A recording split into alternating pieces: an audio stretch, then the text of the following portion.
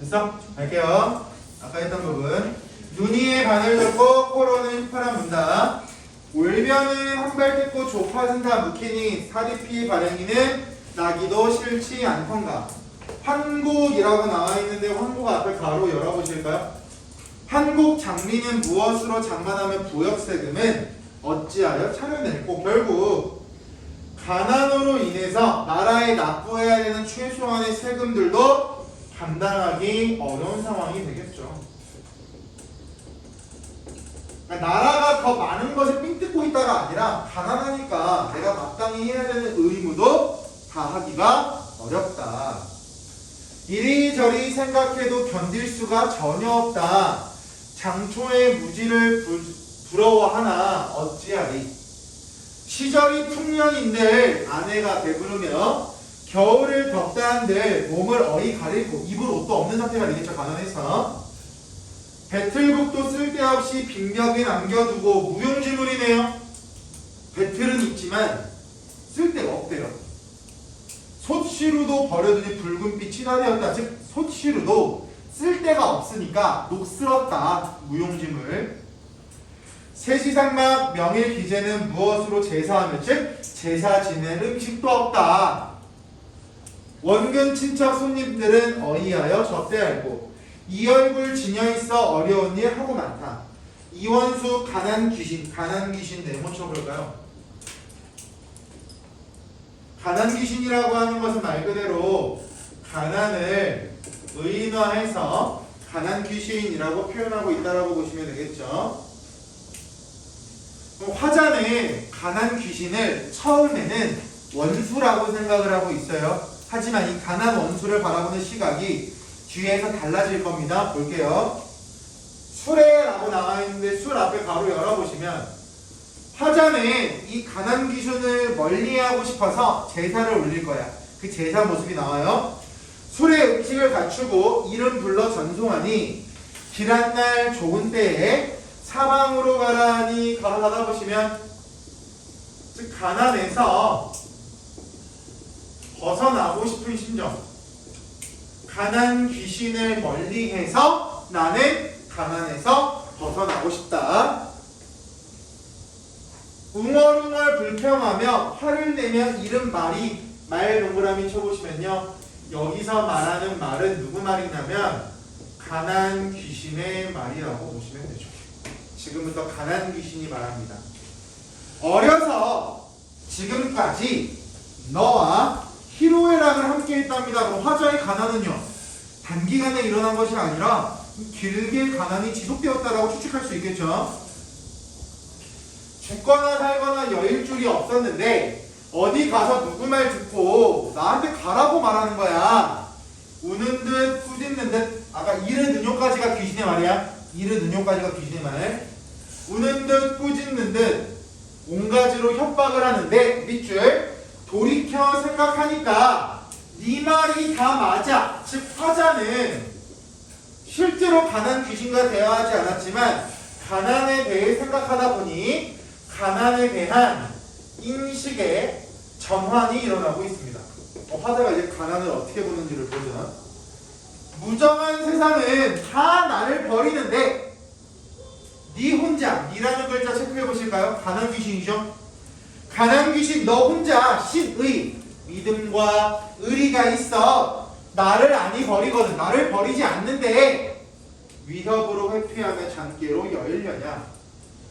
밑줄 하늘로 만든 이내 가난 설마 한들 어떻게 하겠는가. 어찌할 수 없다. 운명론적 관점, 운명론적 가치관.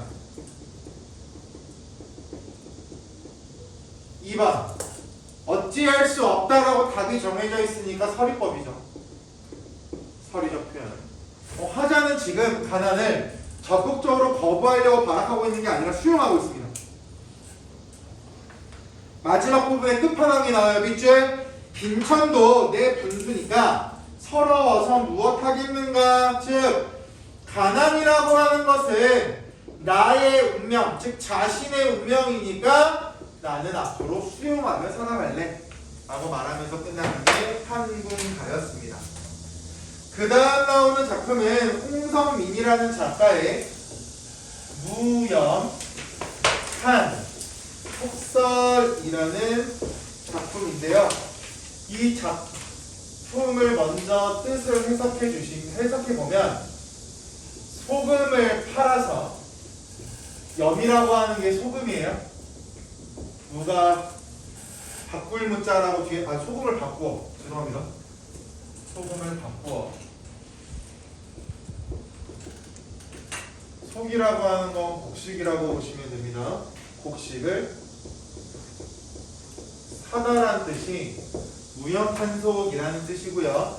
이 설이라고 하는 글자는 도장, 수필 중 설이라고 하는 갈래를 나타낼 때 항상 설이라는 글자를 쓰죠. 이옥살 우리가 흔히 알고 있는 작품이죠. 이옥살 집수리 경험.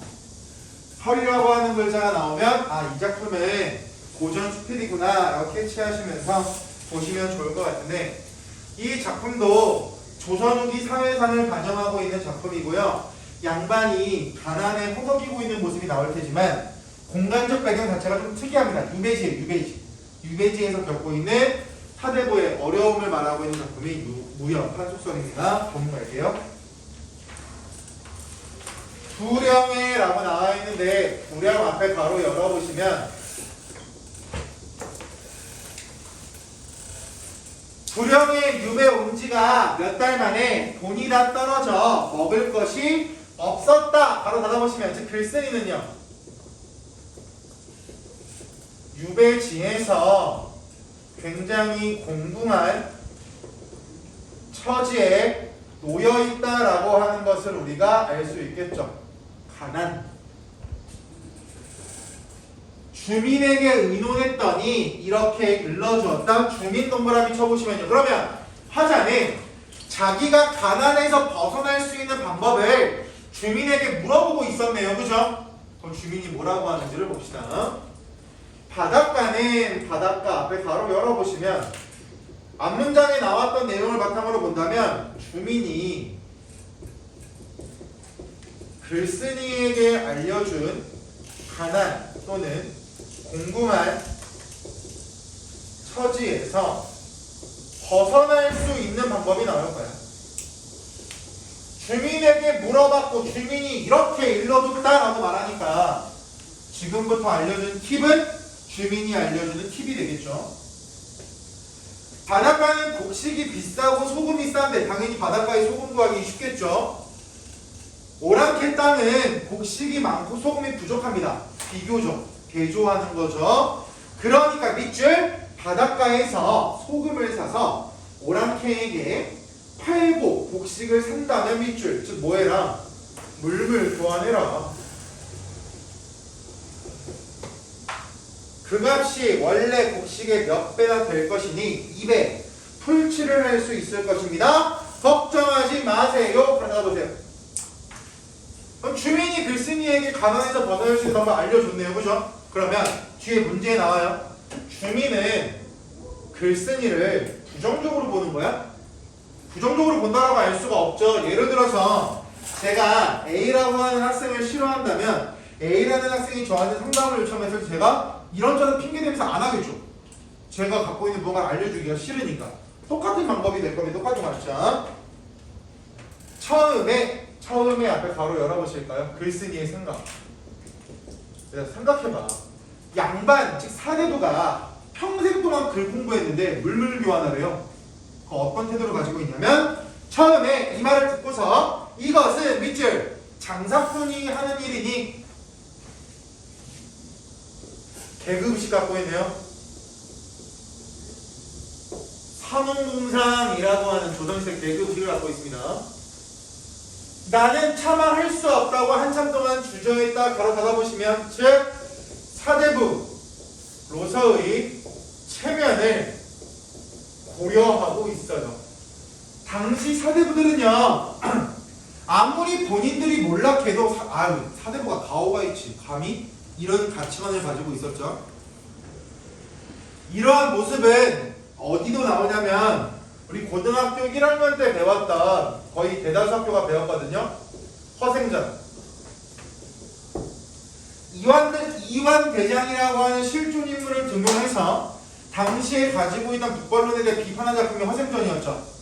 마지막 부분에 허생이 방향을 알려주지만 이완대장이 이래서 안 돼, 저래서 안 돼, 저래서 안 돼라고 말하는 부분을 통해서 사대부들이 가지고 있는 최면, 사대부들이 가지고 있는 허위의식을 비판하는 작품이 허생전이었습니다. 그 부분하고 연계해서 보시면 이해하시기가 좀 더 쉬우실 것 같습니다. 배에서 소리가 나고 아이종이 밑줄 성을 내었다. 정서를 직접적으로 제시하고 있네요.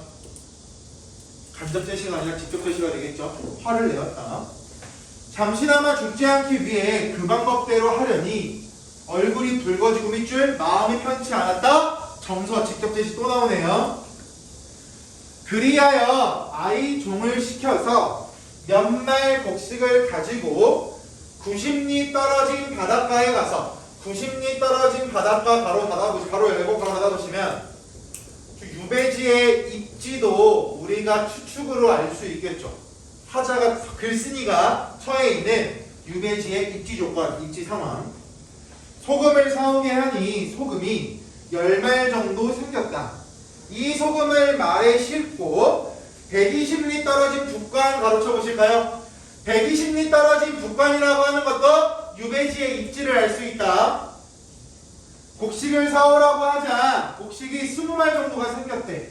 10배가량 늘었네요. 소금은 10말, 지금 20말. 길을 오가며 사고팔 때마다 반달이 걸리므로 내 말이 지치고 내 아이 정도 지쳤지만 내 배는 굶주리지 않았다.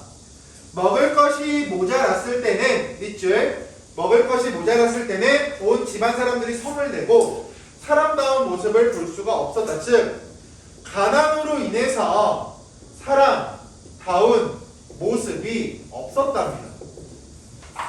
우리는 지금 비교적 넉넉하게 살고 있으니까 사람으로서 지켜야 될 기본 도리를 지키고 있다고 볼 수 있는데, 만약 우리가 가진 게 아무것도 없는 상황이라고 가정해 보실까요? 굶어 죽게 생겼는데 눈치 볼 것도 없고 도둑질을 하는 경우도 발생할 거고요. 사람다운 모습이라고 볼 수가 없겠죠. 곡식을 가지고 갈 적에는 이렇게 당부했다. 먹을 것이 다 떨어졌으니까 너는 이틀 안으로 소금을 사오거라. 소금을 싣고 갈 적에는 이렇게 신신당부했다. 굶주린 지가 이미 오래니까 너 빨리 곡식 싸와. 아이종이 떠난 뒤로는 손가락을 꼽아 나를 계산하며 돌아오기를 기다렸다. 아이종이 곡식을 사오자 집안 사람 모두 곡식을 둘러싸고 보면서 얘기를 했다. 이 곡식을 얻었으니 우리는 조금이나마 연명할 수 있겠다. 불을 떼서 밥을 주고 숟가락으로 떠서 입에 넣으니 알알이 모두 맛이 있었다. 굶주린 배를 채우고 뼈만 남은 몸에 살이 붙자 화기애애하게 기뻐하며 머리를 맞대고 축하했다. 이렇게 장사를 하지 않았다면, 여기서 말하는 장사는 물물교환이죠. 물물교환을 하지 않았다면 우리는 밑줄 구덩이에 뒹구는 신세, 같은 말 굶어 죽는 신세, 비유적인 표현 중에 하나가 되겠죠. 되었을 것이다. 이제는 변방에 굶주린 귀신이 되지 않을 것이다. 처음 앞에 가로 열어보시면 뭐가 나올 거냐면 글쓴이의 심리 변화가 나올 거예요. 수필이라고 하는 건, 수필은 글쓴이가 직접 경험한 내용을 바탕으로 독자에게 교훈과 깨달음을 주기 위해 형식이 구애받지 않게 자유롭게 풀어 쓴 글을 일반적으로 수필이라고 설명을 하잖아요. 그러니까 글쓴이가 느낀 거에 대해서 정확히 캐치하고 계셔야 되겠죠. 장사하는 것이 부끄러웠고 중간에는 장사를 하느라 마음을 쓰고 끝내는 먹을 것을 얻어 다행으로 여겼다. 받아보시면 처음, 중간, 끝처럼 글쓴이의 심리 변화가 묘사되고 있죠. 얻으면 살고 얻지 못하면 죽는다는 생각에 밤낮으로 약간의 쌀이나 마 얻기를 바라며 오직 장사를 잘하지 못할까 걱정했다. 마음에 담은 것은 오직 이일 뿐이었다. 목숨을 건지기에 급급하여 수치를 아는 본심은 죄다 잃어버리고 시간이 지나자 습관이 되어 마침내 딴 사람이 되고 말았다. 딴 사람 메모 쳐보실까요?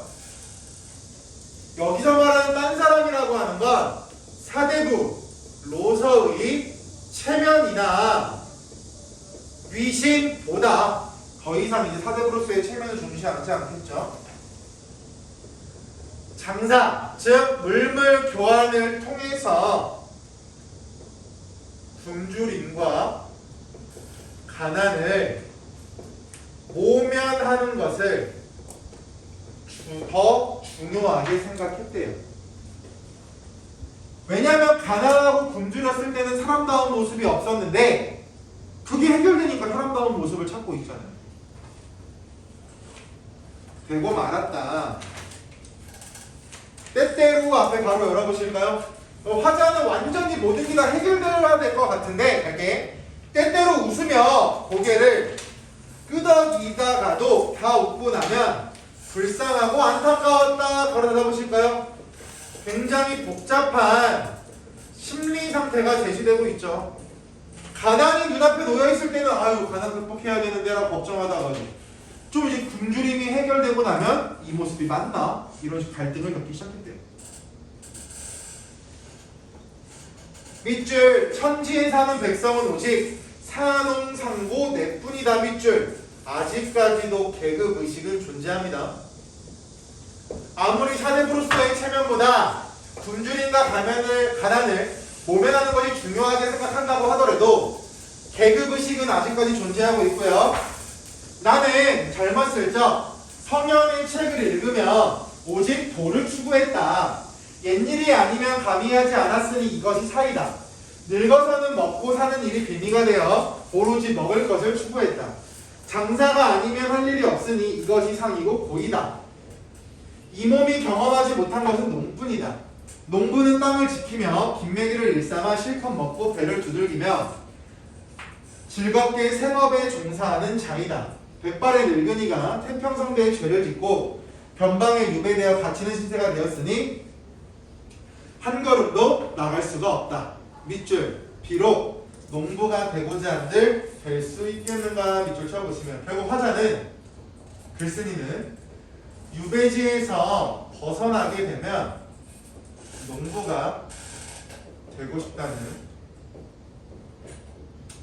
소망을 표현하고 있습니다.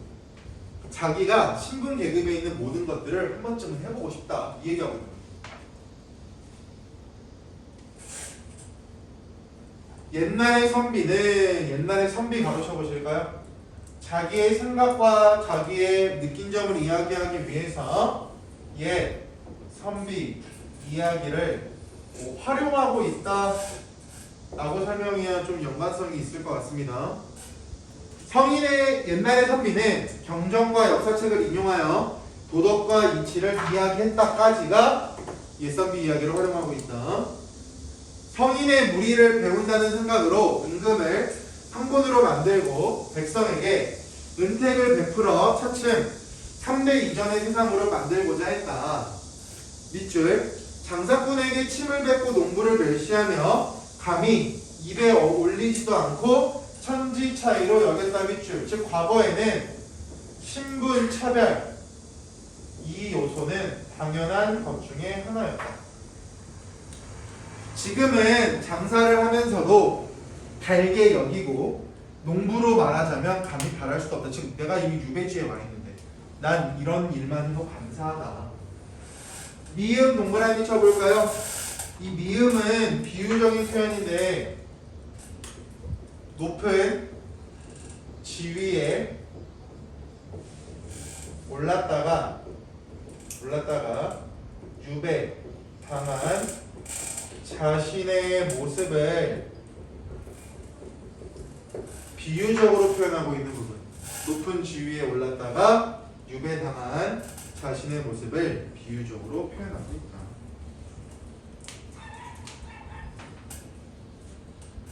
사람이 세상을 살면서 푸른 하늘에 오르는 것도 푸른 하늘이라고 하는 게 높은 지위가 되겠죠. 푸른 하늘 높은 지위. 구덩이에 떨어지는 것, 구덩이가 바로 유배지가 되겠죠. 잠깐 사이에 벌어지는 일이다. 몸이 굴복하면 마음도 굴복하는 법.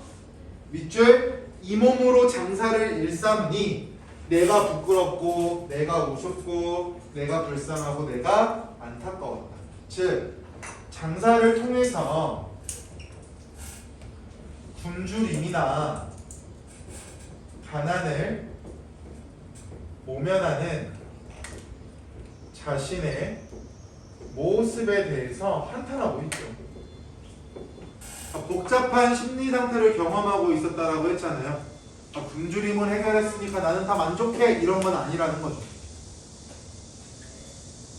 내가 생각하며 바라는 점은 이것이다. 성상의 도량이 하늘과 같으니 만약 밑줄 만약 개미처럼 미천한 내가 시골의 농부가 되는 것을 허락해 주신다면 같은 말 유배지에서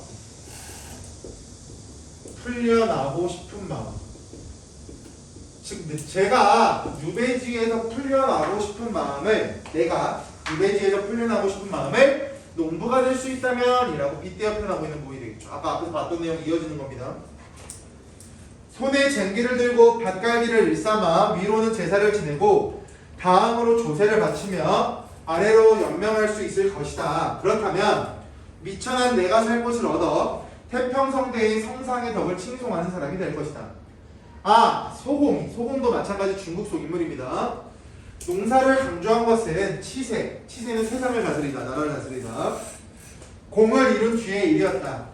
나는 유배되어 있으면서도 이런 생각을 했으니 이 또한 여기는 몹시 어리석은 짓. 즉 유배지에서 농부가 되기를 바라는 소망에 대해서 화자 자기 자신은 자기 스스로를 비웃으면서 자조적으로 인식하면 끝나죠. 그러니까 불쌍한 거야. 자기 자신의 모습이 가난이라고 하는 요소 때문에 이것저것 해봐야지, 풀려나고 싶다, 농사를 지어야지, 장사를 해야지 이런 생각을 하고 있는 자신의 모습이 굉장히 어리석어 보였고 그러한 자기 자신의 모습에 대해서 스스로 비웃는 자조적인 인식을 표현하고 있다. 10번 문제 가겠습니다. 가해 화자와 나의 글쓴이에 대한 설명으로 적절한 것은 1번 가해 화자와 달리 나의 글쓴이는 미래에 대해 낙관적 X죠. 낙관적이라고 하는 건 미래를 조금은 보다 희망적으로, 긍정적으로 보는 걸 낙관적이라고 합니다. 2번 가해 화자와 달리 나의 글쓴이는 백성을 보살피지 않는 정치를 직접적으로 비판하고 있는 부분은 없어요. 나라 개판이야 이런 거 안 나오고요. 3번 나의 글쓴이와 달리 가해 화자는 특정한 인물을 본받지도 않죠. 틀렸고 4번 모두 현실의 어려움으로 인한 고뇌에 맞는 말이죠. 정답 4번 5번 가해 화자와 나의 글쓴이는 모두 학문에 힘쓰지 못하는 상황으로 인해 좌절하고 있다. 가해 화자는 좌절하는 내용이 나와있지 않습니다. 나의 화자에서는 그나마 산업공상이라고 하는 신분 제도를 언급하면서 장사하고 농사하고 싶어하는 자기의 소망에 대해서 자조적으로 한탄하고 있어서 뒤에 나오는 학문에 힘쓰지 못하는 상황이라고 하는 구절이랑 좀 연관성을 가질 수 있겠지만 다가 확실하게 찔렸기 때문에 정답이 될 수가 없고요. 11번 A의 표현상의 특징으로 적절하지 않은 거 너무 쉬웠습니다. 이거는 2번이죠. 반어 없고요. 세트 비판 없고요. 12번 가해서 화자는 자신과 가난 귀신 사이의 대화를 제시해서 가난으로 인한 고통, 가난에 대한 인식 변화와 깨달음, 가난을 수용하는 내용을 나타내고 있다. 옳지 않은 거 1번 이 원수 가난 귀신 어이하여 여의려뇨라고 한 것에서 화자가 처음에는 가난을 벗어나야 될 고통으로 여겼죠. 그러다가 인식 전환이 일어나고 가난을 수용한다라고 나오죠. 2번 가난 귀신이 화자에게 어려서 지금까지 희로애락을 너와 함께하여라고 한 것에서 오래된 것임을 알 수 있죠. 3번 돌이켜 생각해보니 네 말이 맞다라고 하는 게 인식 전환되는 부분이라고 했고요. 4번 위협으로 회피하며 잠깨로 여의려냐라고 한 것에서 자신이 가난에서 벗어나기 어렵다는 것을 깨닫고 있죠. 정답 5번 수용하는데 주저하고 있지 않아요. 운명적으로 수용하며 체념하고 있죠. 체념이라는 글자도 맞습니다. 부정적 상황에서 받아들이는 것을 체념이라고 합니다. 체념의 반대말이 극복이시거든요. 이거는 가난을 극복하려고 하는 의지가 드러나는 것은 아니니까요. 13번 선생님의 안내에 따라 학생들이 나를 감상한 내용 중 적절한 그에 묶인 것은 선생님 나는 1591년 글쓴이인 홍성민이라고 하는 사람이 당쟁으로 인해 함경도 불령에 유배되었을 때 지은 작품입니다. 이전의 유배문학 메모 쳐보세요. 유배문학과 관련해서 여러분들도 알고 계셔야 되겠죠. 이전의 유배문학과 달리 유배문학이 주로 밑줄 연군의 정, 이전의 유배문학은 연군의 정을 노래했답니다. 달리 이 작품은 이 작품 내용 치셔야죠. 대조하고 있는 부분입니다. 밑줄 유배생활의 경제적 곤란, 신분에 대한 고정관념, 유배에서 풀려나게 해달라는 소망 등 다양한 내용을 제시하는 새로운 경향. 이 부분을 바탕으로 생각했을 때 유배문학 중에 대표적인 것들과 비교해서 알고 계시면 좋겠네요. 그 부분은 제가 다음 시간에 말씀드릴게요. 그리고 이 작품은 당대 북쪽 변방 유발지의 인심과 풍속을 연구하는 사료로서도 인정받고 있다. 나에 나타난 특징을 확인해보자. 학생 1. 유배지의 인심이 나쁘다라고 알 수 없다라고 했습니다. 왜? 주민들이 가난에서 벗어날 방법을 알려주고 있으니까요. 가는 틀렸고.